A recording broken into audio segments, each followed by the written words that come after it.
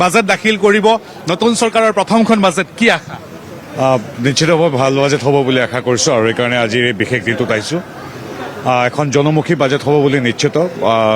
সন্মানীয় হিমন্ত বিশ্ব শৰ্মা নেতৃত্বাধীন ৰাজ্য চৰকাৰৰ দ্বিতীয় কাৰ্যকালৰ আৰু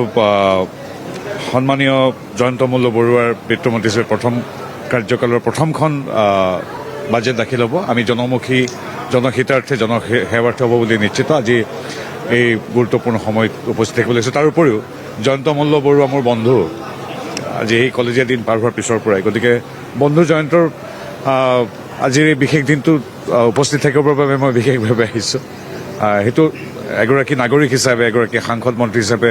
বাজেটখন প্ৰত্যেকগৰাকী নাগৰিকৰ বাবে যিদৰে গুৰুত্বপূৰ্ণ আমাৰ বাবে গুৰুত্বপূৰ্ণ কিন্তু মোৰ আজি কথাটো অকণমান সুকীয়া মোৰ অতি নিকট বন্ধু জয়ন্ত মল্ল বৰুৱাই প্ৰথমবাৰৰ কাৰণে বাজেট দাখিল কৰিব সেইকাৰণে স্বচক্ষে চাবৰ কাৰণে আহি উপস্থিত হৈছোঁ চাওক বিজেপি NDA কথা নতুনকৈ কোৱাৰ প্ৰয়োজন নাই সদায় জনহিতাৰ্থে জনসেৱাৰ্থে এখন জনমুখী বাজেট কেন্দ্ৰীয় হওক বা ৰাজ্যই হওক সদায় দাখিল কৰে আৰু ডক্টৰ হিমন্ত বিশ্ব শৰ্মা ডাঙৰীয়াৰ মূল লক্ষ্য হ'ল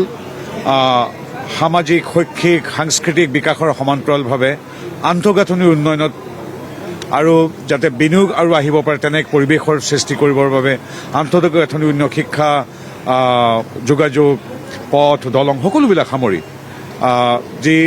আন্তঃগাঁথনি উন্নয়নৰ দীৰ্ঘম্যাদী হ্ৰস্বম্যাদী প্ৰকল্প প্ৰতিষ্ঠা কৰিবৰ বাবে প্ৰতিখন বাজেটতে তেখেত বিত্তমন্ত্ৰী হৈ থকাৰ দিনৰ পৰা আমি দেখি আছোঁ গতিকে আমি খুবেই আশাবাদী যে এই বাজেটখনো এখন জনমুখী বাজেট হ'ব যি বাজেটত আমি কৃষক বনোৱাৰ পৰা ঘৰৰ গৃহিণীগৰাকীলৈকে ছাত্ৰ ছাত্ৰীসকলৰ পৰা নতুন অসম নতুন ভাৰত গঢ়িবৰ বাবে আগুৱাই যোৱা যুৱ প্ৰজন্মলৈকে সকলোৰে বাবে বিকাশ বিনিয়োগ আৰু নিয়োগ সকলোকে সামৰি এখন সুন্দৰ বাজেট হ'ব বুলি মই নিশ্চিত আৰু আমি ভাবোঁ যে এই বাজেটে দ্বিতীয়বাৰৰ যিটো কাৰ্যকাল ডক্টৰ হিমন্ত বিশ্ব শৰ্মাদেৱৰ ৰাজ্য চৰকাৰৰ এই ৰাজ্য চৰকাৰখনৰ 5 বছৰৰ আহিবলগীয়া বিভিন্ন প্ৰকল্পৰ ৰূপৰেখা আমি ইয়াত দেখিম বুলি আমি ভাবিছোঁ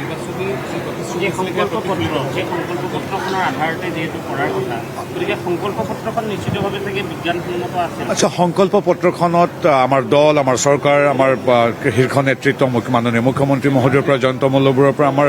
বুথ সভাপতি বা সাধাৰণ নাগৰিক সকলোৰে চিন্তা চৰ্চা চিন্তন মন্থনৰ পিছত ভাৰতীয় জনতা পাৰ্টীৰ সংকল্প পত্ৰখন প্ৰস্তুত কৰা হৈছিল গতিকে এই সংকল্প পত্ৰখনৰ কথা আমাৰ যিটো আমাৰ সংকল্প পত্ৰ চাই আমাক ৰাইজে আশীৰ্বাদ দিছে গতিকে সংকল্প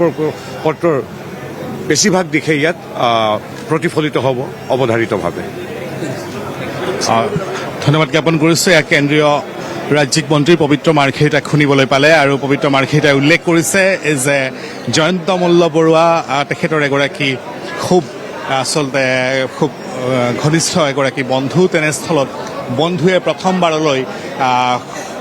বিধানসভাৰ মজিয়াত বাজেট দাখিল কৰিব গতিকে নিজে স্বচক্ষে সেয়া প্ৰত্যক্ষ কৰিবলৈ এই মুহূৰ্তত আহি তেখেত উপস্থিত হৈছে আৰু সকলো শাসকীয় পক্ষই এটাই কৈছে যে আচলতে বিজেপিৰ যি নিৰ্বাচনী সংকল্প পত্ৰ আছিলে সেই সংকল্প পত্ৰৰ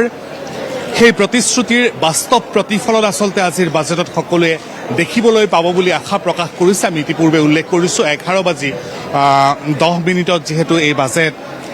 দাখিল কৰা হ'ব আৰু মাত্ৰ 20 মিনিট পিছতে আচলতে এই